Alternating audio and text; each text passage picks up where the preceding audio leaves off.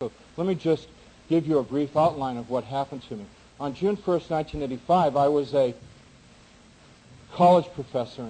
I'm sorry, Ken, but I was a real arrogant SOB. I mean, like so many college professors are, and the reason, he'll forgive me. He'll forgive me. Yeah, he'll forgive me. Because the reason why they're so arrogant is because when you have expertise on a topic more than anybody else in the whole world, and if you're a full professor, you know more than anybody else in the whole world about something about that big. You know, you've got it, and very few people could challenge your authority on it. And then you get the wonderful opportunity to stand in front of a classroom of bright young people and tell them what the truth is. It's a very heady ego experience, almost as ego-enhancing as being a preacher. Okay? And it's dangerous. And many faculty, and myself included, I got to the point where I thought I knew an awful lot about life and what I was doing. The other thing that happened is, in my family history, I was raised in a Protestant New England background, raised in the suburbs of Boston, Massachusetts. And when I became a teenager, I rebelled against my family and all that, and ended up going to college and learning about existentialism, which is, of course, atheistic, and becoming sort of a socialist communist. This was at Denison University, and the teacher was Mr. Dickens, by the way. I mean, I remember being intrigued by him, and he would take me off in the evening, and we would go to bars when I was 17 years old and drink draft beer and smoke Camel cigarettes and talk about how stupid everyone was because they believed in God, and they believed in heaven and hell, and they believed in democracy and all that sort of thing. It was a real seduction. I was really, if you remember the Star Wars movie, The Dark Side of the Force, I really was turned over, but I did it all willingly. Mr. Dickens didn't do a single thing to me that I wasn't begging for him to do, which was to give me a sense of arrogance and a sense of contempt for everything that I had been raised to believe. And as I went through college, I discovered the true philosophy of the United States of America. And I submit to you that this is the philosophical stance of America, which is take care of yourself, get everything you can get, and live for pleasure, and don't go to jail in the process. And so I was intelligent enough to push things to the limit without ever breaking the civil laws that would put me in prison. And many people in our society, I would say the majority of people in our society, live that kind of philosophy of life. It's my firm conviction that this is not a God-fearing society, nor is it a Christian society by any stretch of the imagination. This society is basically hedonistic with a philosophy of just pure materialism. And that's who I was, and it was reinforced by my culture. Every day, in every way. The radio, the TV, the faculty that I hung out with, the students that I was able to influence, the books that I was reading. It all reinforced the stance. So on June 1st, 1985, I had a catastrophic medical situation, which was my stomach, actually the small stomach, burst, and the hydrochloric acid and enzymes and bacteria that make up the digestive juices were leaking into my abdominal cavity, digesting myself. And it was excruciatingly painful, the worst pain I'd ever experienced in my life. And I was taken to a hospital where there was unfortunately no surgeon who felt available to do anything for me, so I was left in a room for 10 hours. And the doctors in the United States told me that the situation is like having a burst appendix. If you get to it quick, it's no big deal. But if you leave it, what happens is you start developing really bad peritonitis, which is, if you leave it long enough, it's going to be fatal. And I didn't get that. anyhow, the pain went from bad to worse, and a nurse came in at around 8:30 that night and told me that they were unable to find a doctor to do anything for me, and that they would try and get a doctor the next day. I had been given no medication, any treatment, and I had not been seen by a doctor from the time that I left the emergency room and was taken to this other hospital, this surgical hospital, whose name is Cochin, the Hospital General d'Assistance Publique de Paris. Don't go there. If you ever get sick in Paris and they take you there, get on the Concorde. Just don't go to that hospital. I highly recommend you avoid that place. Anyhow, when she told us that there was no doctor available, I said, my wife, this is the end. I'd told her for several hours that I was dying, and she believed me, I believed me, my roommate believed me. And we said our goodbyes, and I went unconscious. Probably in a very short while, I awoke in consciousness and found this object in the bed which bore a remarkable resemblance to my body, which I couldn't believe was me. And this is kind of like that scene in Ghosts. I didn't believe I was dead. It never occurred to me that I was dead. I just thought that something very bizarre was going on. And I tried to communicate with my wife and my roommate, Monsieur Florent, and they were completely unresponsive to me. That made me very agitated, and I heard people outside the room calling me, Howard, come with us. Come now. We've been waiting for you a long time. It's time to go. And I thought they were hospital personnel who were going to take me to have the surgery that I needed and that I'd been begging for, and my wife had been begging for all day long. They led me down the corridor, which became darker and darker, and there was no time, so whenever I refer to time, I'm misspeaking myself because there was no time. But this period of the walk with these people from the corridor into darkness took quite a while, like walking from here to Provo or something. It was a real long walk, and real slow, and they became cooler, and when we finally got into the darkness, I told them I wasn't going to go with them any further.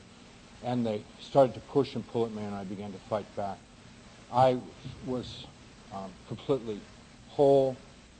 I felt completely real. The problem that I had in my stomach was gone. I didn't have any problems with my stomach, but when they began to bite and claw and tear and push and pull, it hurt exactly like it would in this world. Matter of fact, my sense is that it hurt a little more. Actually, the pain was a little more exquisite. And the more that they hurt me, the more it encouraged them to try and inflict more pain in me. And they took, I've never thought of the appropriate word, they got some kind of gratification out of inflicting this pain on me. It seemed to me at the time that they were almost devoid of any more physical sensation, and so they were trying to derive sensation from my pain.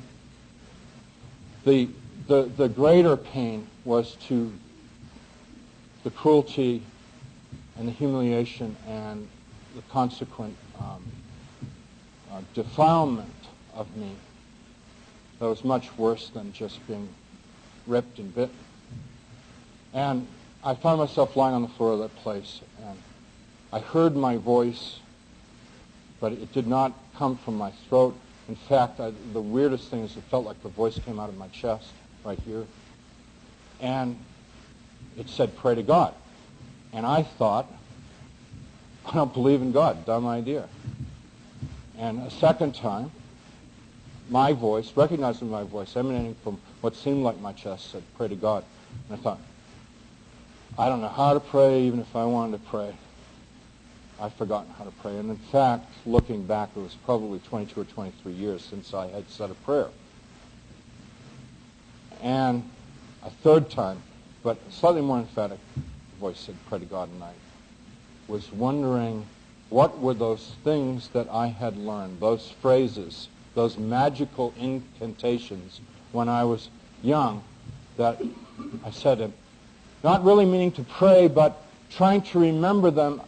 Accidentally, a few of those phrases came out of my mouth. Something like this.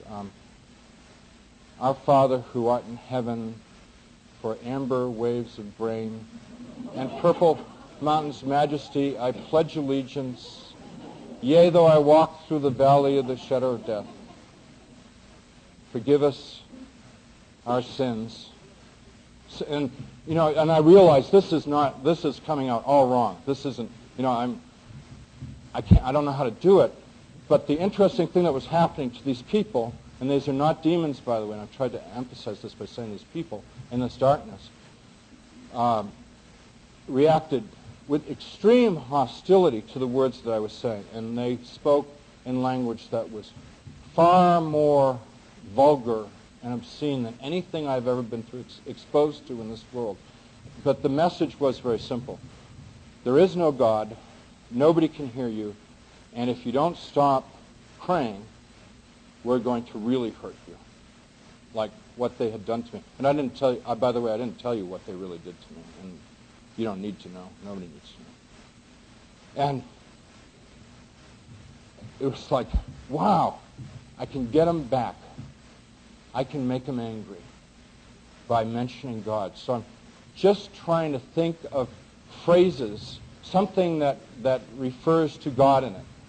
Believing at the time that prayer had to be a memorized thing. I didn't know you could just pray from your heart. You could just address God. I thought you had to have something memorized. So I'm trying to remember these things. And as I spoke that, they retreated away from me, unable to bear any mention of God.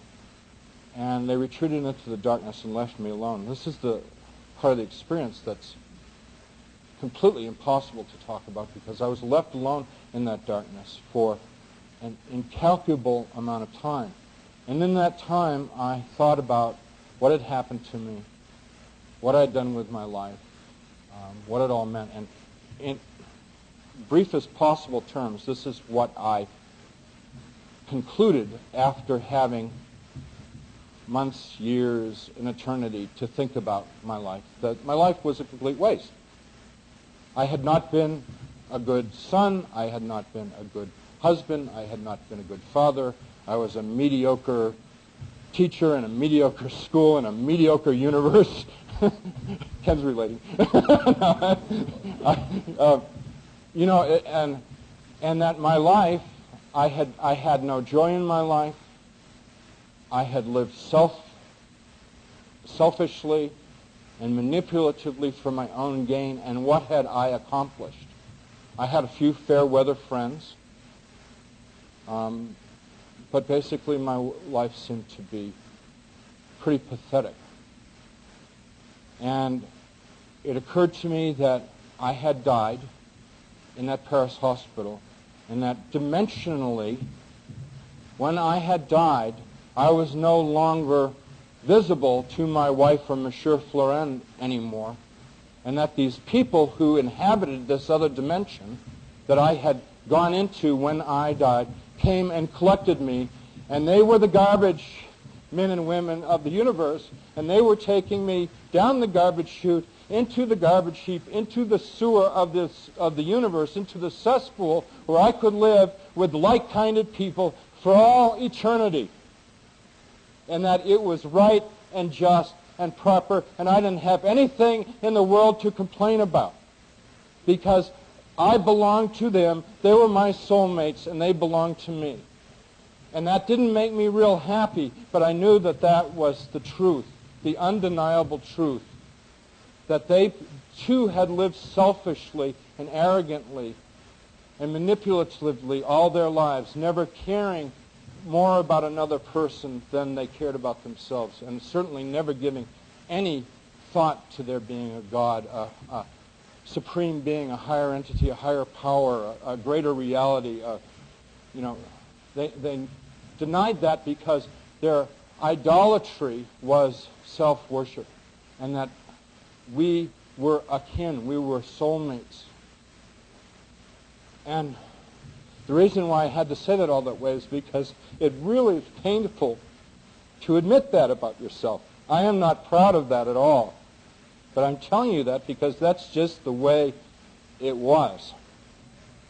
And as I thought about my fate, being with these people forever and ever and ever, and it has nothing to do with time. It just means that there would never be any reality for me other than their reality, which was utter darkness, hopelessness, despair, pain, anguish, and just sort of gnawing and tearing at each other. That was their reality, and that would be my reality. I sank deeper and deeper into a state of despair, and in that, a unbelievably beautiful, welcomed, vivid memory came into my mind of myself as a child, sitting probably in a Sunday school classroom, a little child singing "Jesus Loves Me."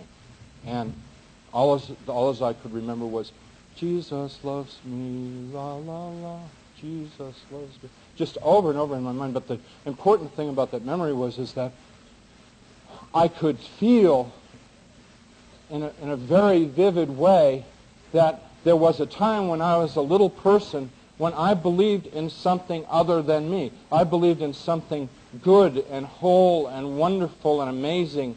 And I didn't know anything about Jesus sitting there, but I knew that I had believed in something as a kid, and if I ever needed to believe in something good and true and out there and powerful that cared about me, this was the time.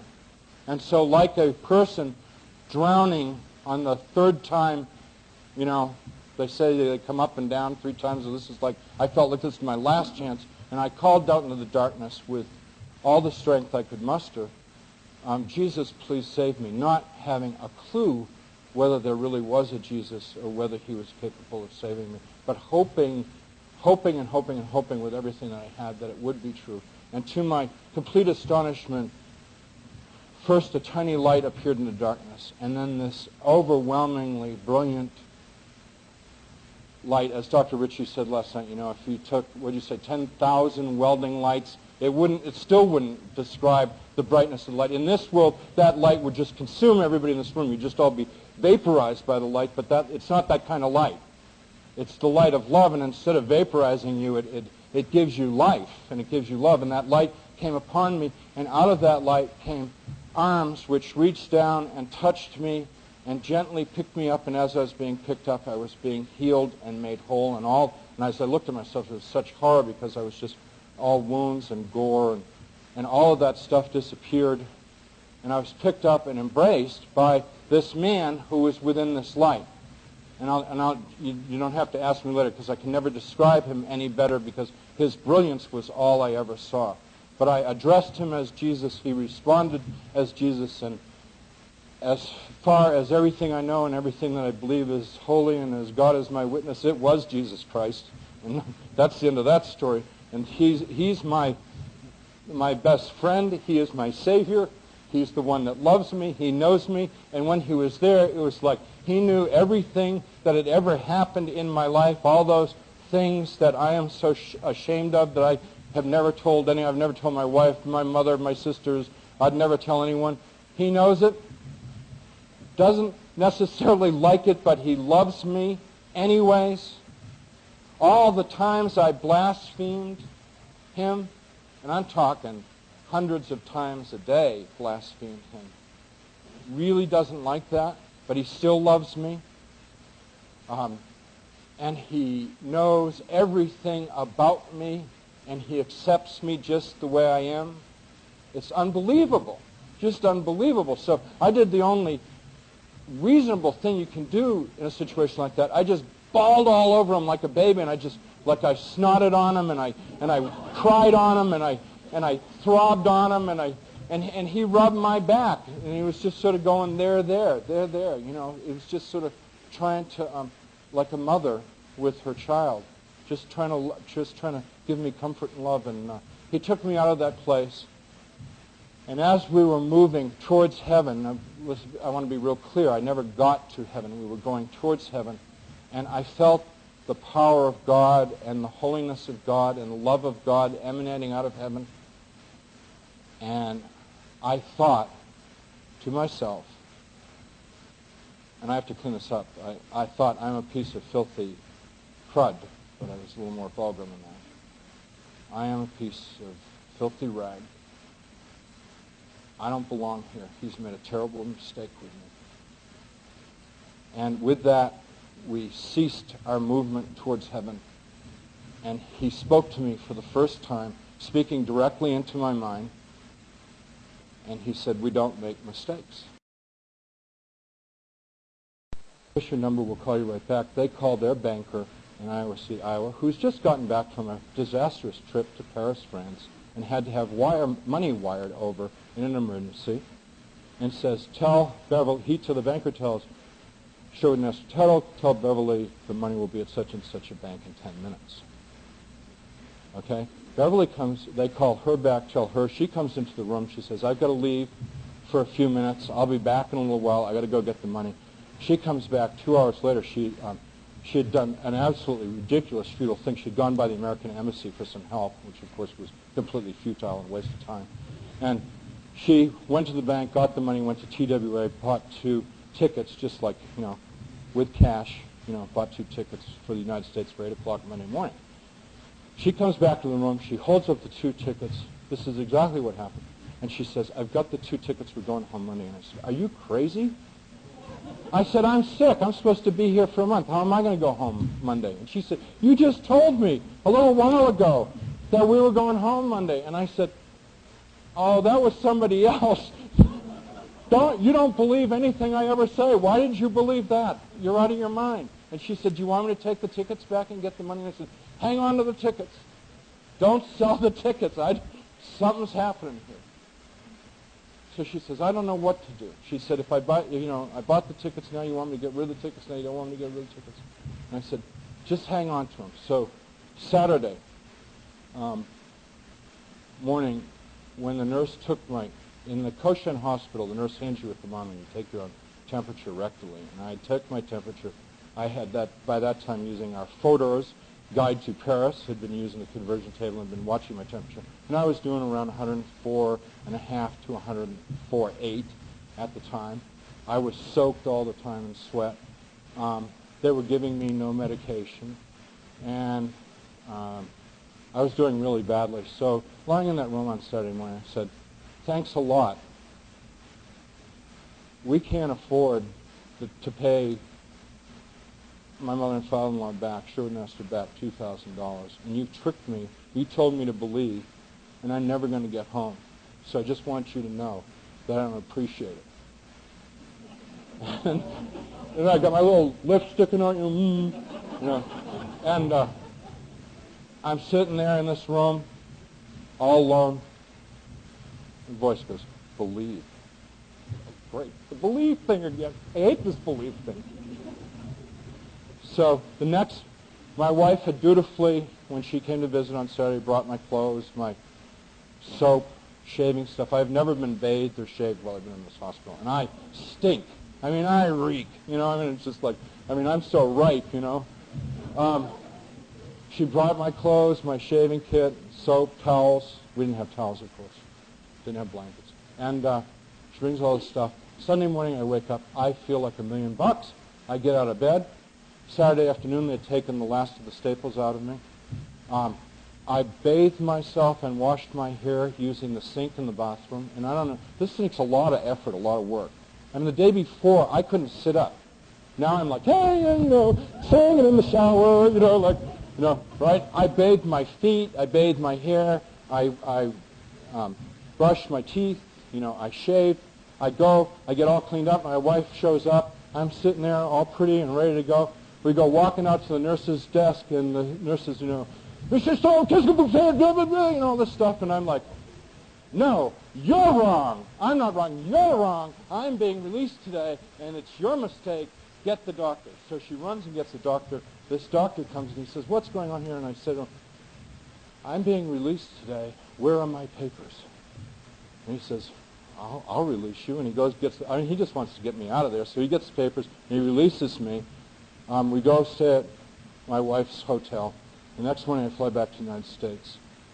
Our flight between Kennedy and Cincinnati was delayed 4 hours.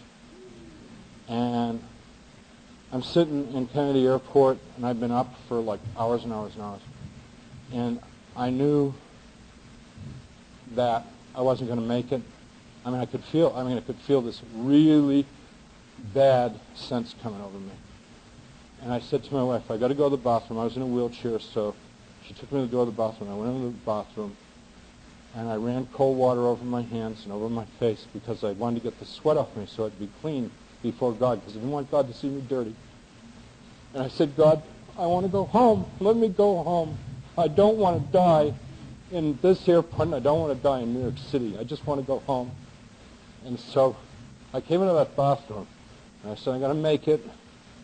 And when we got to Cincinnati, I walked off the plane, went to St. Luke's Hospital, and my family doctor, who had been up on the whole situation, the most wonderful, saintly guy in the world, Jack Grover, God rest his soul, he met me at the hospital, and he diagnosed me, and he said, I don't know how you ever made it here. And I said to Jack, I said, I've got some powerful friends. And he looked at me funny, and I thought, he's going to send me to the psych ward if I tell him who my friends are. I mean, I didn't know what Jack's faith was, and I didn't want to find out, at my expense. So I just let that go. And I was in that hospital for quite a while, and everyone that would come to see me, every doctor, nurse, specialist, I was having all these doctors come to see me because I was put on critical, and I stayed critical for 5 weeks. I would tell them about Jesus and about the angels, and and I knew I'd only have had some people a little shot at them, so I'd say do you realize that you're a holy man because you're doing God's holy work, and God has given you the gift of healing in your hands, and that there's angels around you smiling upon you. And at this time I was real opened up, and I could see angels and demons, and I could see people's feelings. I was in a real strange place, and I was also sick and crazy out of my head. And I found out later that I was the joke of St. Luke's Hospital. And people used to come to see me because, let's go see what the crazy guy's going to say next. And I'm in the hospital, and angels are starting to come and visit me because the problem was I didn't want to get well. I wanted to die. My family didn't believe me. My mother didn't believe me. My sainted mother didn't believe me. She thought I was crazy. My kids didn't believe me, and they're really tired of hearing about Jesus all the time. Real tired. And my few friends who came to visit me, they weren't interested in all this Jesus stuff. And I just thought, well, I'm out of here. No, I have no use or value or place or purpose in this world whatsoever. I'm going home, and the way to go home is to die. And I know I can't kill myself, so all I have to do is just die. So I'm willing myself, not real consciously, but pretty consciously, to die. So, the Frenchman who spoke this morning talked about getting down to 60 pounds. Well, yeah, but consider where he started from. I got down to 165 pounds, but that was a big weight loss for him. I mean, almost 100 pounds in a few weeks. I mean, I was going bad, quick. And the angels would come and speak to me and tell me that I needed to get better.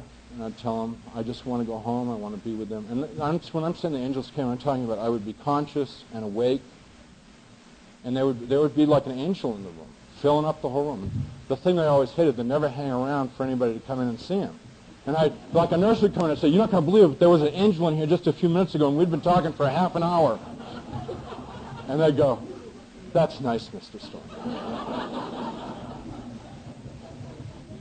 So, this is how God works. And this is one of the things I learned. I really want you to get this message. They have a new night nurse on. She's 22 years old. Her name is Lisa. She's blonde, and she is cute. Cute, cute, cute. And I just love Lisa. My mother, Freudian slip, my wife, hated. My wife hated coming to the hospital because all she would hear about was this third shift nurse called Lisa and how kind Lisa was. And Lisa understands me, and Lisa gave me a sponge bath. And Lisa's so pretty. And my wife would great, she was knocking herself out, spending all this time on me, and I want to talk about how great Lisa was. So one night Lisa comes on, and I can't hold down water chips. Ice chips. If they put ice chips in my mouth, I have dry heaves for 2 hours. I'm taking nothing. I'm just being fed intravenously, I'm getting real bad. my eyesight's pretty much gone. I can really just sort of make out like grays and shapes and things like that, and my mental functions are pretty much gone. I have no strength. I don't get out of bed. I'm just lying in bed. I'm just fading away. I'm supposedly on a liquid diet, which you know what that is. It's like, you know, broth and Jell-O and tea, and I'm not having any of it. I'm not taking water, nothing by mouth, and I haven't taken anything for weeks. And Lisa comes in one night, and she says to me, "You know what you need? You need a milkshake with raw eggs and protein supplement." And I go, I said, "Just the thought of that makes me sick." And she said, "What's your favorite flavor?" And I said, "Well, it used to be chocolate." And she said, "I'm going to go down to the Cancer Treatment Center where they've got really good gourmet ice cream, and I'm going to make you a milkshake with like milk and ice cream and raw eggs and protein. I'm going to bring it back, and you're going to drink it." Now, this isn't on the chart or anything. Do you realize what Lisa's doing? I mean, Lisa could be fired, right? For this. This is crazy. This is nuts. And I knew it. And I said, "Lisa, if you do that, you're going to get fired, and I'm going to throw up and be sick all over you, and it's a disaster." And then she used the magic word that nobody had thought of to use before. She said, "Yeah, but I'm going to make the milkshake out of love, and you're going to drink it." Well, I didn't know what to say, because she used the love word on me. So she comes back a little while later with a milkshake like that big, you know, this giant milkshake with protein supplement, eggs, and ice cream. And I sit there, and she sits with me while I sip the whole thing down. It must have taken me an hour or 2 hours to drink it. And because she's looking at me with those big old love eyes, talking about love, you know, what can I do? I've got to drink it, and I've got to enjoy it, right? The next day, I started eating. And I got well. God did something. The angels aren't just supernatural creatures. The angels are people like Lisa and like you and I, who God gives some kind of strange directive to, like when I spoke to my wife and get those plane tickets, and she did it totally out of character. I asked her later, "Why did you do that?" And she said, "I was under some kind of like supernatural compulsion. I don't know why." I said, "That's so unlike you." And she said, "It's completely unlike me. I don't know why I did it, but I had to do it. I don't know why Lisa would go against all medical policy and jeopardize her job and jeopardize my health by making a milkshake, but she was under a compulsion, and she did it, and it turned me around." Somebody had to break this cycle of self-pity and suicidal morbidity that I was in. And she just used the love word, which nobody had bothered to use on me. As time went by, eventually I got home. I'm trying to build up my strength and things like that. And I want to go to church so badly because it was given to me in my understanding that that's where the truth about God and the light of God and the Spirit of Christ was being spoken about and propagated and actually experienced. And so I wanted to experience this. And I didn't know where to go to church. I had not been in a church in my entire adult life since I was 15 years old. And so I prayed and prayed for 2 weeks. The answer that I kept getting was, go back. Go back. I think it makes no sense. Go back to being an atheist? You know, that doesn't make, I mean, what kind of, is there an atheist church I could go to somewhere? You know, like, it's crazy. And then I was talking to a woman, and I was explaining, you know, it's like, I didn't know where to go to church, and I kept getting this thing about going back. And she said, "Go back to where you're planted. Go back to where you were planted." And she says, "What were you?" And I said, "Well, I was a Congregationalist." And she said, "Well, I go to a Congregational church."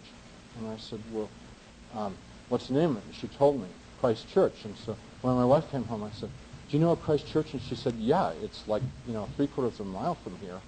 And it's where your daughter sang in the high school glee club where they gave all their performances that you never went to." And she said, "Well, I had to go." And I said, "We're going there Sunday." So on Sunday, I wasn't quite ambulatory yet. So she gets me cleaned up and dressed, and we get in the car, and darn it, we have to park across the street in the bank parking lot. this is as close as we can get to the church. So we get across the bank parking lot, across the street, up the front steps of the church, into the narthex, more stairs. Man, this is, I mean, I'm putting all my copious 160, 70 pounds on her, and she's dragging me up to church, and I look like death warmed over. And the service had already started, and they're singing, "A Mighty Fortress is Our God," and the ushers open up the doors to the narthex into the sanctuary. And I look, and there's like church here, and all the angels. And the place is filled with golden light, hundreds and hundreds of beautiful angels listening to and just taking in the praise of God that the people are lifting up. And so I did what any sensible person would do in a situation like that. I dove into the carpeting. I just dove for it, like taking a dive off a high board into the water. Well, the ushers were a little panicked because they thought I'd had a stroke or something. And my wife is leaning over me going, "Get up, get up, get up, get up." And I'm saying, "Thank you, Jesus, thank you, Jesus, thank you, Jesus, I love you, Jesus." You know, and the ushers are like, you know, should we get the lifeguard, the psych unit? Because this is like a mainline church. This isn't, if I'd been in a Pentecostal church, I would have been made pastor, you know. But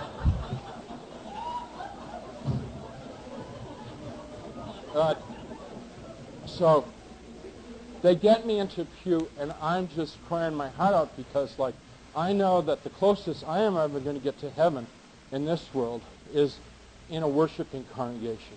And I'm not suggesting that Christ Church in Fort Thomas is any better than any other church or any other group of people who are worshiping God. I'm just saying, wherever two or three are gathered in my name, so is God, Christ, the angels there, participating, being present, and enjoying that experience. And I've experienced that many times in many places ever since. And I'm crying my little heart out, and my wife will say to me in her little stage whisper, "We will never go to church again." She's saying, "You blew it this time." And I'm just crying. I couldn't get up for the hymns. I couldn't get up for the prayers. And people are looking at me like that poor, pitiful man. Well, next Sunday we were back because I spent all week praying. I'll be good. I'll be good. I promise I won't cry and I won't praise Jesus and all that stuff if you take me back. So she takes me back, and of course I lied. I did all the same stuff I did.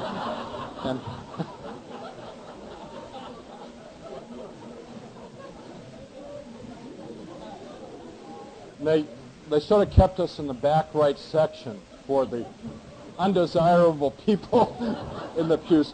And in time, the pastor came to visit me. And he was excited about getting a college professor into his congregation, even though this was a real, nutcase. And he began to assimilate me into that church. But I'm getting a little bit ahead of myself because I want to tell you about one other experience with a religious person that happened shortly before this. The only religious person I could think of in my entire life, in my entire circle that I knew, was a nun that I'd had as a student in 1972-73 as an art student. And her name now is Sister Dolores. They stopped using saints' names. She used to be Sister Patrick.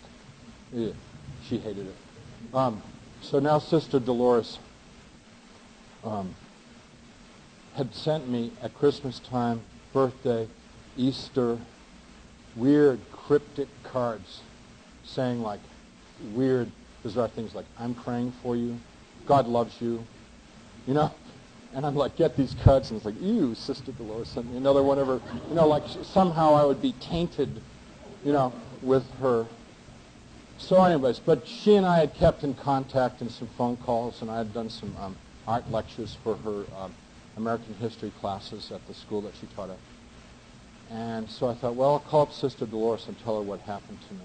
And she was the first person who ever heard my whole story other than my wife and my family. I mean, she just sat there and listened to the whole thing. And when it was done, she's sitting there with that little nun. She wore a full habit, and her little nun habit, and her little nun posture. She never moved. She never fidgeted, none of that.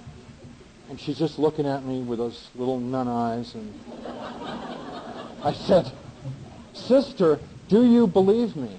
And she said, "Of course I believe you." She said, "I've just got one problem." And I said, "What is it?" And she said, "I don't know why it took so long." I said, "What do you mean it took so long?" And she said, "I've been praying for you since 1972, every day, that God would get your attention, and that God would give you faith. And I don't know why it took all these years." So watch out for sisters. Watch out for any man or a woman of faith that gets a case for you and starts praying, because their prayers will move heaven and earth. In this church of a couple hundred people that I started going to, I found a group of people no better than me, no worse than me. I mean, some seem to be better, nicer people, and some people seem to be not as nice as I was. But the one thing that everybody had in common, they were just people trying to learn about God and how to learn how to be a better person. And I thought that was so extraordinary. And the other thing that was extraordinary, you belong here. And I'm like, wow, not only is he cool and he flies, but he talks. This is great. And he loves me. And so we began to converse, and the conversation was real simple. I would think, everything I would think, he would understand. And one of the things I thought was, I said, "Do you understand everything I think?" And he said, "Yes." And I said, "What if I have a thought that I don't want you to hear?" And he said, "I'll hear it." And I said, "Well, what if I thought of," and then I thought of a thing that I didn't want him to hear, and he heard it, and he started laughing because he thought it was so, the magic word was breast. I thought, breast, and he heard that, and he thought that was so funny that I would think of that as something that I didn't want him to know that I would ever think about. And he took delight in me because I was so intimidated by him, and he was trying to tell me, it's like, look, he was saying to me, there is nothing you have ever done, there's nothing you ever thought that I don't know. So you don't have to hold anything back. You don't have to hide anything, because I know you better than you know yourself. And then he called some of his friends forward, and we had a life review. These friends were angels, and there were about 7 of them. And we did a life review. And my life review was, it was chronological, it was very slow. And we didn't do every moment of my life. We simply we would do a scene. It would be sort of a 3-dimensional image of a certain scene from my life. And we would experience it from different points of view. And the thing that was amazing about the life review is that I never experienced my life from the perspective of having lived it through my eyes. The life review was from the perspective of other points of view. And sometimes we would actually hear and feel the feelings of my mother or my sister or my wife, etc.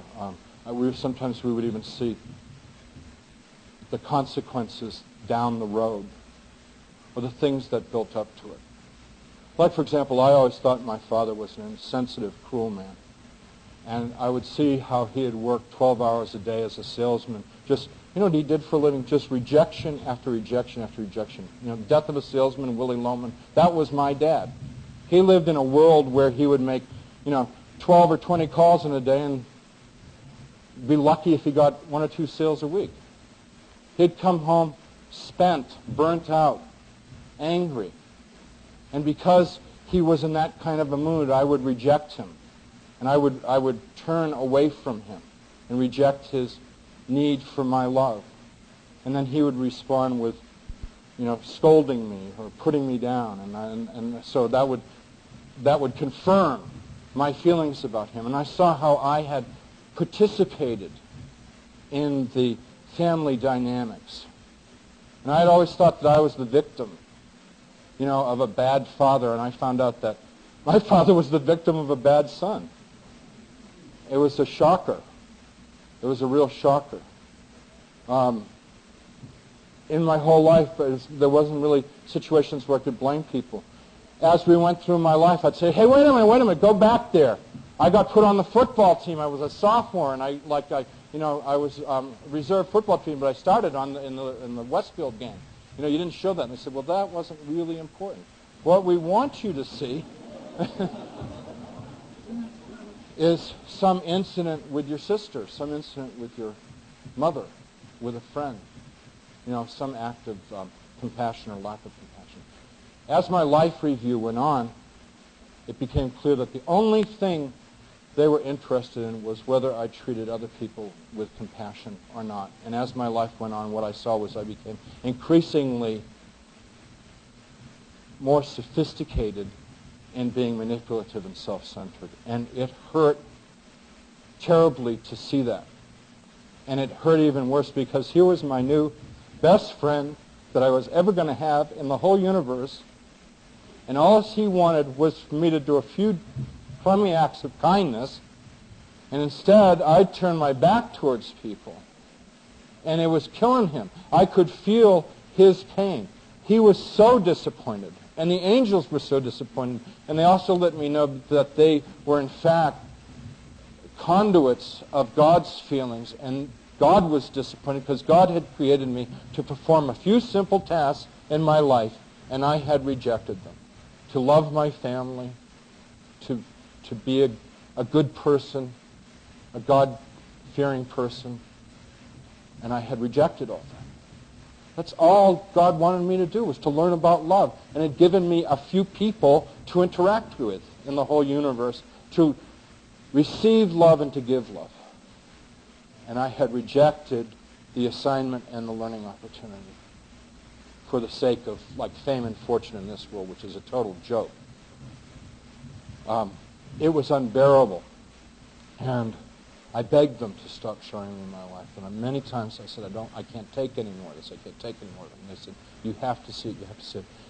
When we were done, I was so relieved. And they said, do you have any questions? And I said, I've got millions of questions. And they said, ask whatever you like. So I asked them every question that at that time I could think of. And every single question I asked, they answered simply, kindly, straightforwardly, even to the extent of producing the situations. Like I asked about the Holocaust, and we were at Auschwitz, experiencing Auschwitz. And it was, I can never talk about that because it's just so awful.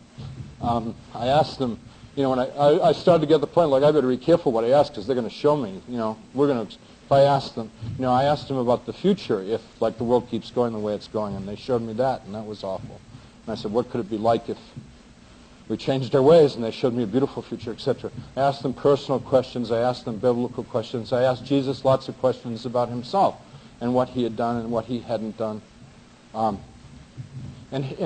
all of the answers were straightforward, but all of the answers that particularly Jesus gave me were all fascinating answers that still haunt me to this day, like much more in this world, that the Bible is just a little tiny glimpse of what I did when I was in this world. Just a little, just enough to sort of whet your curiosity. But he said it doesn't begin to cover what I really did in the world. I'm like, wow. And I think about that all the time. So when people come to me and say, Pastor, are these stories about Jesus doing this and that in the Bible, are they true? And I said, they tell you enough. It's what you need to know. They're that much truth, but there's more to it than that, a whole lot more. It's just a little bitty baby introduction to Jesus and his work in the universe. When we were done with the questions and answers, I said, I want to go to heaven. And they said, no, you've got to go back. You have to go do the things that God created you to do in the first place. And I can't go through this whole big argument because of the time, but first of all, I had been created to love my parents and to love my two sisters and to eventually learn about love by being given a wonderful woman who to this day is my wife, Beverly, and to learn how to love her and protect her and to receive her love and to grow in love and learn about love from each other, and that we would be blessed, and we're in fact blessed with children, to learn more how to give and receive love and to nurture love and to love the work that God had inspired me to do and my colleagues and my students, etc. And I said to them, I'll tell you what, I'll go to heaven. You take care of my family. And I knew that my family would be in much better hands with Jesus and the angels taking care of him than I could ever do. And they said, well, actually, we have had to take care of him because you haven't done a very good job. And it's time that you started taking care of him. I'm like, and so we talked about a lot of things, all of the excuses as to why I should be allowed to go to heaven and them refuting them. The final one I just want to add was, I said, I can't go back because if you send me back there, I will die of a broken heart. And I said, nobody has ever known me the way you know me. Nobody has ever loved me the way you love me, referring to Jesus and the angels, but particularly Jesus. And I said, nobody. I've never known anybody like you, anybody as good as you are, anybody that has known me as well as you do, and you still like me. I said, if you send me back, I'm going to die back there. And they said, don't you know we've always been with you? We always will be with you. And I said, is it going to be like before? I never hear you, never see you, never feel you, never touch you. And I said, yeah, it's going to be like that again. And I said, if you send me back, I'll die. I can't go back. And they said, if you pray once in a while, you'll know we're around. You probably won't ever see us or hear us or feel us or anything. You'll just know that our love is with you. If you pray, and they talked a lot about prayer and contrition and forgiveness and coming real out front with God, being real honest with God, and then getting quiet and just centering on the goodness of God and on the love of God. And I'm not going to go into a whole big thing about prayer, but that's talked about how to pray and to get into that state where you could possibly be receptive to the Spirit of God to be around you. And I said, if you promise, and so I made Jesus and every angel promise. And they all had to promise in turn that they would help me make it here. And so with that, I was back. And when I was back, immediately, first of all, when I came back into the body, the pain, I went from ecstasy, unbelievable ecstasy, back into this body of pain. And so I was like a fish out of water, gasping. And I couldn't get my breath, and the pain was just overwhelming. It was just screaming, knockout, incredible pain. And the nurse who had just been in the room and said they couldn't get a doctor came back, and she says, the doctor has arrived at the hospital, and we're going to do the surgery right away. They bodily removed my wife from the room, and they prepped me for the operation. And as I was being wheeled by my wife on the gurney out of the room to go to another floor where the operating room was, I said to my wife, I lifted my head up and I said, everything's going to be wonderful now. And she burst out in tears because, of course, she thought, this was like the condemned man saying, but I really meant it. And after the surgery, I woke up and I was lying on a stainless steel table with drains in it, and I was stark naked, and I looked down at my chest, and it was covered with a brownish, sort of cinnamon-colored paint. I don't know what it was. What? Oh, betadine. I thought it was paint. Well, anyways, there was covered with the stuff, and there was like a little railroad track going, which I still have, the scar of the little railroad track thing with the staples, 56 staples. And they were washing me in the warm, sudsy water. They would scrub, and then they would take this really cold rinse water and rinse the warm water off, and it was like, ooh, ah, ooh, ah, ooh. I was like, and so I'm looking at the nurse, and there's tubes and stuff, and I don't, because I had a tube down my nose and stuff like that, and I didn't feel like I could talk, and I was just sort of moaning and stuff, and the nurse looked at me, and she was very concerned, and she said in French that, you're not supposed to be awake, and she called for the doctor. The doctor said he can't be awake, and she went over to him, and she said, his eyes are open, and he's moving, he's awake. So the doctor came over, and as he was coming over, I remembered I really didn't like this man because he should have helped me hours and hours and hours before, instead of waiting 10 hours to do this. And so I didn't want to talk to him. I didn't want to deal with him. So I closed my eyes. So he chews out the nurse and told her in French, don't bother me again with this silliness. He can't be awake. He's under the anesthetic stuff. And I was getting the gist of this. And so the nurse bends over and looks in my eyes like that. And I open up my eyes and I go, hi. And she leaps back. And so I said to her, with this tube down my throat, which really was feeling very sore, and I wasn't really used to it, I said, is this heaven or is this hell? Because I wasn't sure. Where was it? And she said in French, I don't understand what you're talking about. And I said, I know, it's earth. And I closed my eyes in great sadness. The next time I was awake, I was in this, what we laughingly call the recovery area of this hospital. And my wife entered, and this was the next day, this is Sunday, and she came in and she said, Howard, and I said, it's all love. It's just love. And you need to, it's just like if you took a dive into the ocean, but the ocean is just love, and you just let yourself go and just take all the love in. And she said, I'll come back later when you're feeling better. Because I didn't know how long I was going to be around and how long I'd be able to communicate, and I wanted to get my experience across to her, now, instantly. And it was quite evident that she thought I was rambling, hallucinating, just out of my mind. And it was very frustrating. So after that day, every day, I would tell her pieces of the experience. And because I would get so emotionally distraught, I was so close to it that the emotions were extremely raw and powerful. She would get upset, and she'd say, don't talk about it, you just get so upset. And I said, I have to tell you about it. And over a period of a week, I told her the entire experience. And I knew it was going to take quite a while for that to register as the truth. Meanwhile, I want to tell you about really about the transformative part of the experience, which is interesting. I keep wondering all the time after this happened, did it really, really, really, really happen? Or somehow have I fabricated this in my mind?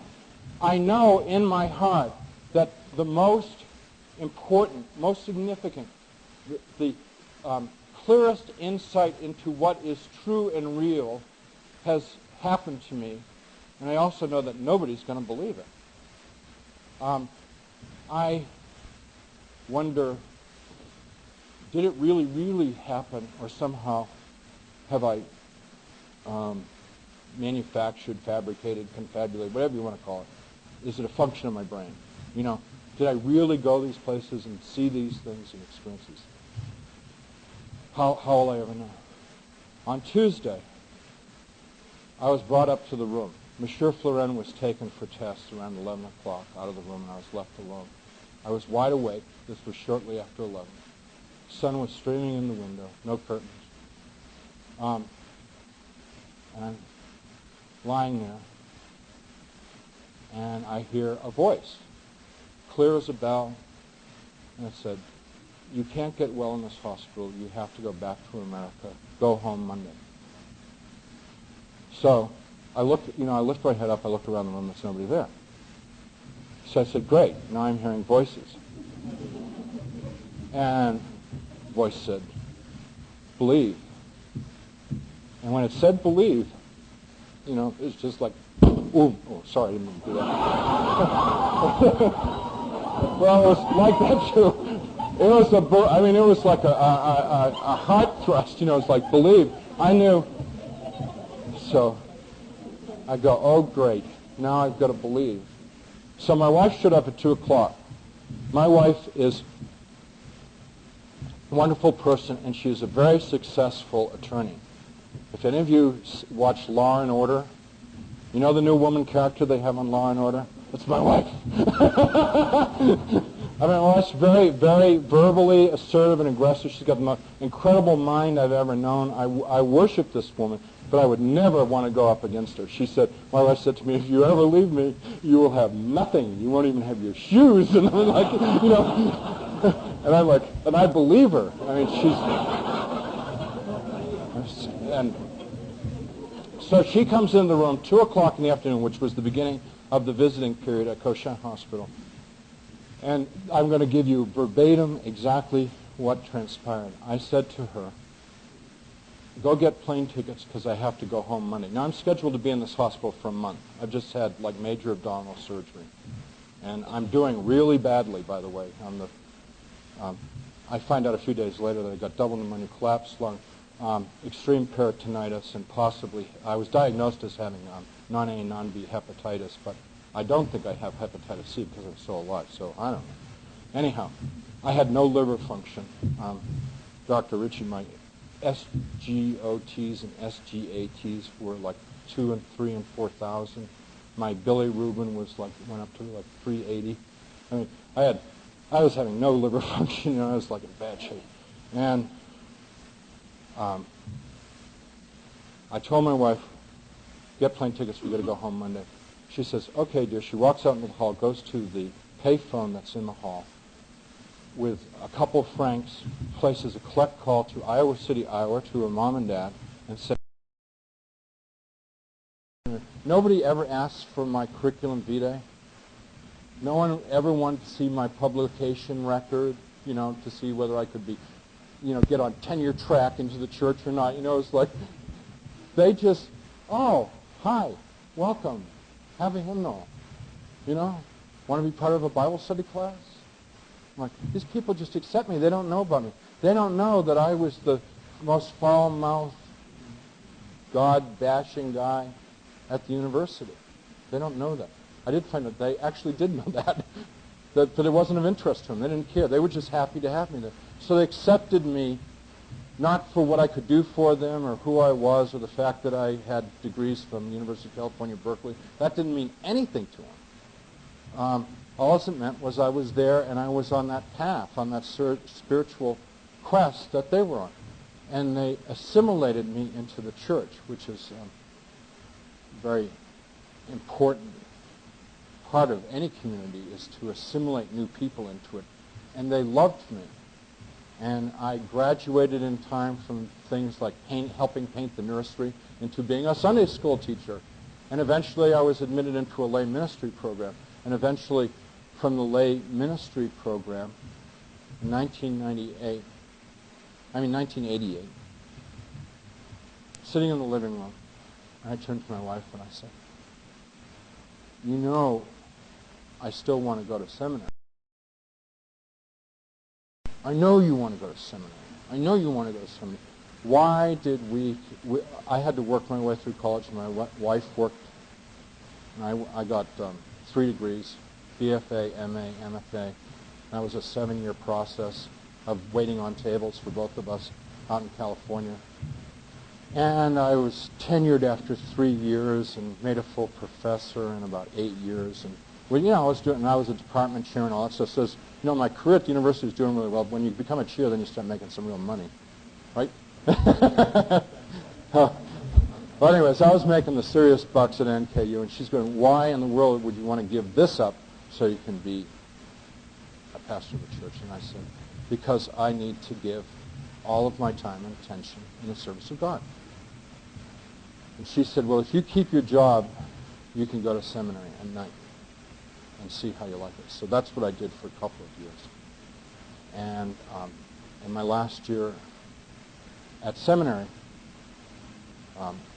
all the other students had placements as student pastors. The 3rd year of seminary, your final year, you're supposed to be serving a church in a sort of quasi part-time, full-time basis as a student pastor, sort of understudying so that you can eventually become a pastor. And I didn't have a church. I didn't have a clue. And I go off to Washington, D.C. To do mission work, rehabbing, which meant basically demo work in the worst neighborhood in Washington, D.C. And so with this group of people that I'm with, I said, will you pray that God would find a church for me? Because I don't want to be the only person in seminary that doesn't have a placement. And so they all started praying. 2 days later, my denominational guy in Cincinnati calls me up in the evening in Washington, D.C. and says, there's a church in Cincinnati that needs this pulpit supply for a couple weeks. You interested? I said, you bet I'm interested, sure. I'll pulpit supply. That means you preach on Sunday, period. $50 a week. And it's not the money, but it's just not much of a job. You just go in, you preach a sermon, and you leave. And I said, I'll do it. So when I got back to Cincinnati, my interview was the next day. And I drove into a declining neighborhood in Cincinnati.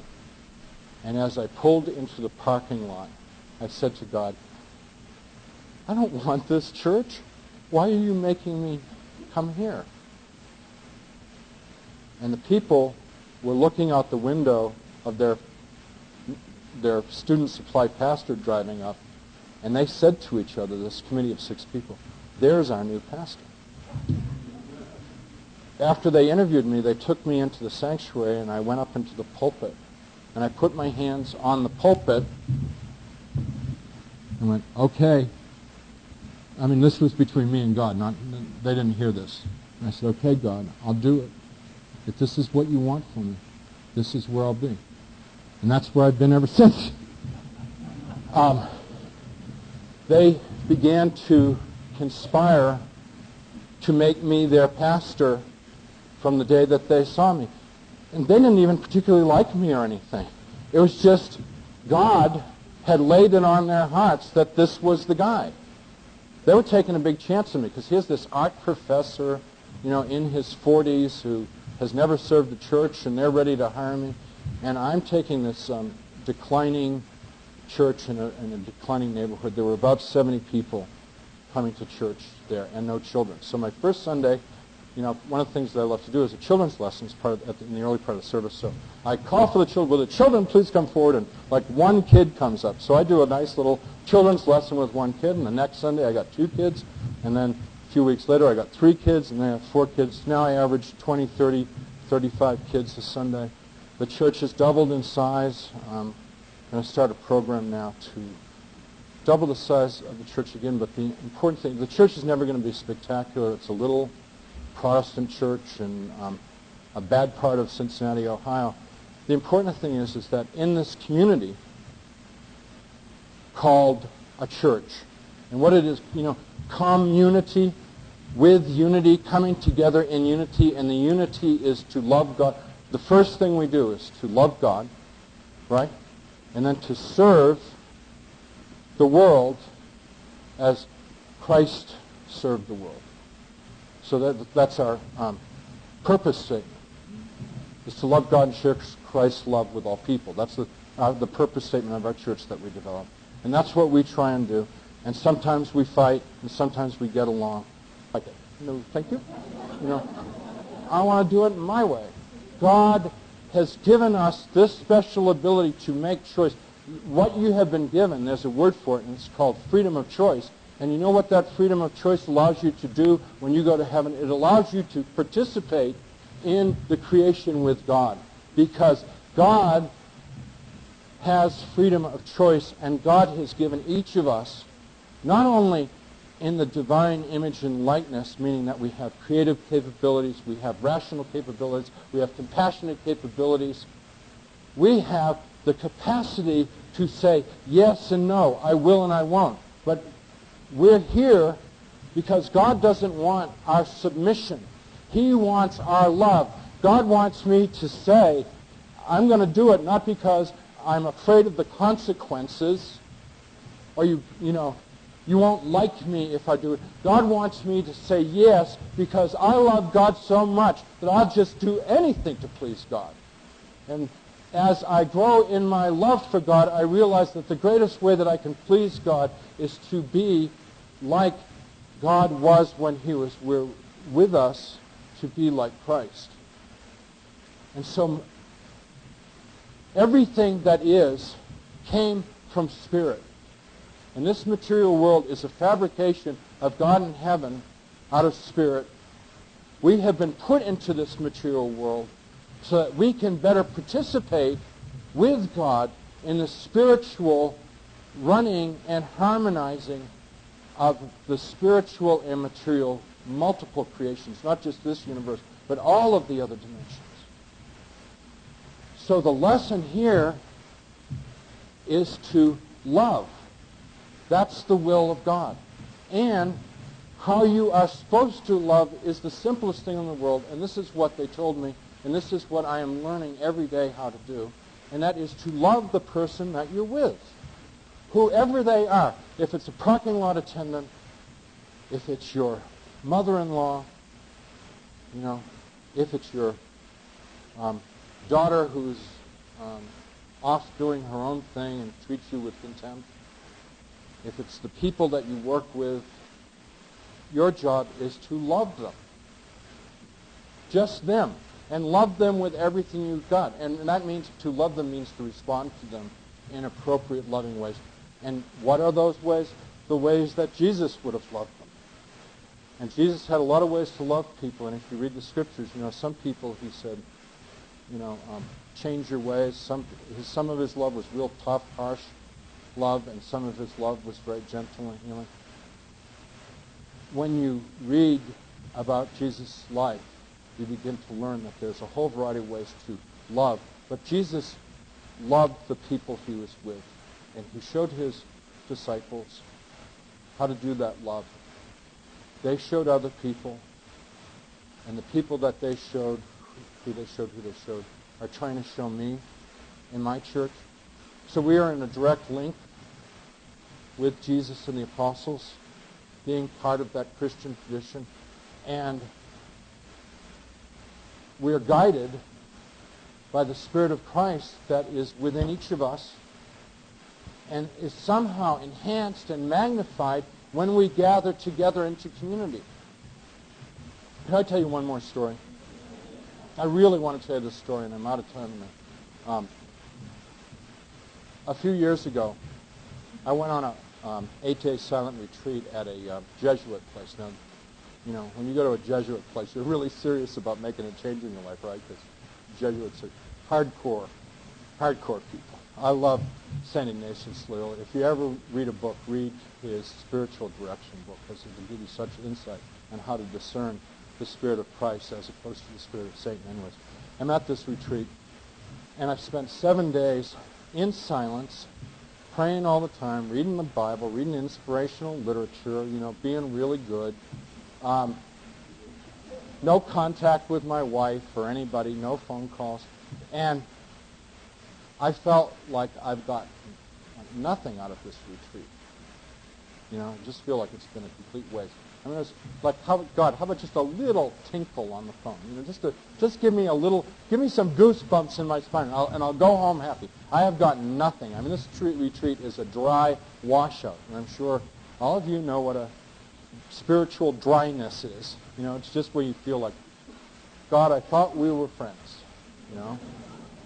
And my spiritual director, this is the day before I leave, says to me, I like you, but you never let me get close.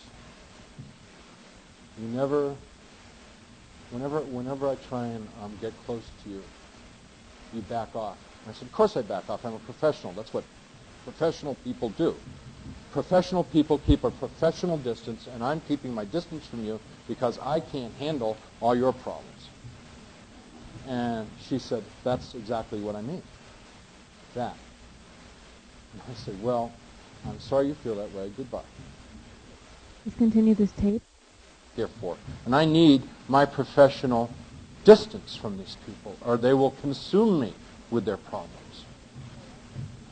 So I'm working myself up into a nice little self-righteous anger, and I can't go to sleep. And now it's dark and it gets late. So I go into the chapel, and the only light in the chapel is that eternal light in the red jar that they hang up, up by the altar. And that's the only light in this whole room. And because it's a hip Jesuit place, there's chairs up front and there's mats in the back that you can take the mats out of the mat stack and sit on the floor. So I'm sitting on the floor in this completely dark chapel with like a half a candle light going in this whole room. And I'm going, God, there's too much suffering in the world. I can't take all this suffering in the world. I don't, I'm just going to be a pastor of a church, not take on all the pain of the world, and that would be crazy for me to take it on. And that woman was crazy to suggest it, stuff like that. And all of a sudden, the Stations of the Cross, which are done in colored ceramic tiles on one wall. You know what I mean by the Stations of the Cross, where they go through, I believe it's 16 stages of the Passion of Christ on his journey to Calvary. They light up in Technicolor. And, and these things, these little things way off from me to that wall, they were that far away, all of a sudden become brilliant and vivid.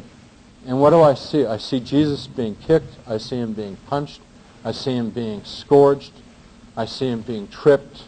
I see him being crushed under the weight of carrying the crossbar. I see him being mocked and ridiculed and the crown of thorns and then nailed on the cross and lifted up. And I'm seeing all these things. And all of a sudden I realize that somebody's taken on all the pain of the world. That he knows more about pain than I do. And I start crying.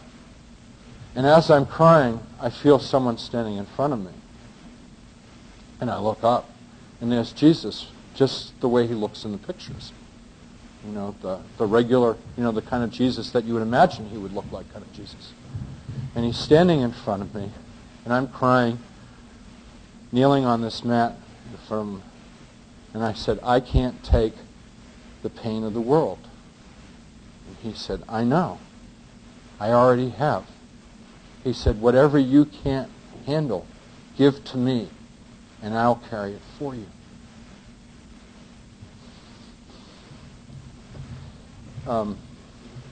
Eventually, I looked away and he was gone. That's my key. That's my secret that I just shared with you, and I don't tell that story very often because that story is so sacred to me that it's not something that I would entrust to many people, but there's a lot of healthcare people, a lot of helping professionals here.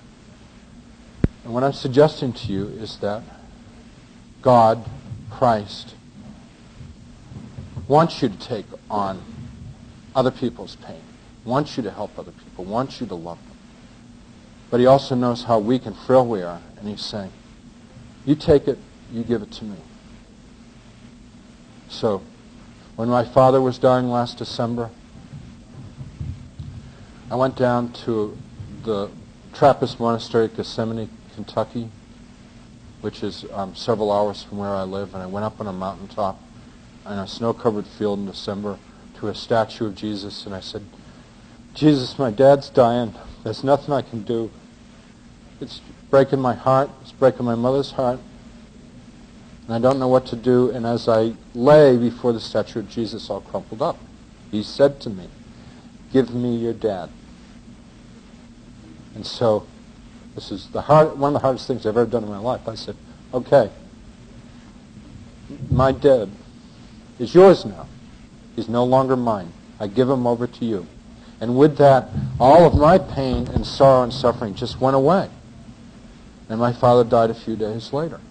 And I felt really good about it. And I was able to be there for my mother's grief and my sister's grief.